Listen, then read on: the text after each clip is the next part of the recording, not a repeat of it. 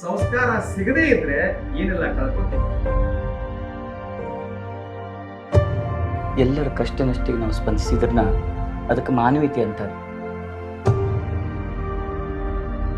Mobile addiction ಒಳ್ಳೆಯದಲ್ಲ. ಅಂತ ಸಂಸ್ಕಾರವಂತ ಅಪ್ಪನ ಪಡ್ಯಾಕ ನೀ ಬಾಳ್ ಪುಣ್ಯ ಮಾಡಿ. ಅವ್ರಿಗೊಂದ್ ರೀತಿ ಸಹಾಯ ಆಗ್ತೈತಿ ಅಂತ. ಆ ಸಂಸ್ಕಾರ ಇಂಥ ಮಕ್ಕಳು ನಾನಿನ್ ಋಣಾನ ಯಾವಾಗ ತೀರಿಸ್ತೀನೋ ಏನೋ.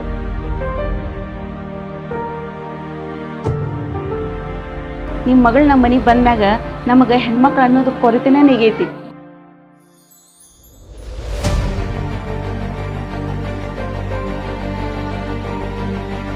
ಸಂಸ್ಕಾರ ಅನ್ನೋ ಪದದ ಅರ್ಥನ ಗೊತ್ತಿಲ್ಲದ ಹಿಂತರ್ ಗೆಳೆಯ ಸೇರಿ ಹಳಾದಿ ಯಾರು ಇಲ್ಲ.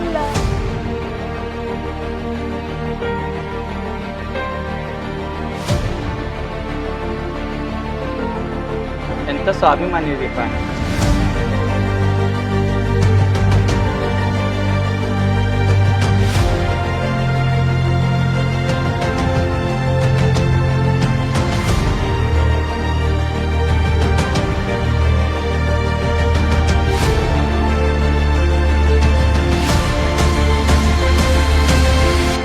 ಸಂಸ್ಕಾರ ಸಿಕ್ಕದ್ದಾದ್ರೆ ಸಮೃದ್ಧಿಯನ್ನ ಪಡ್ಕೋತೀವಿ.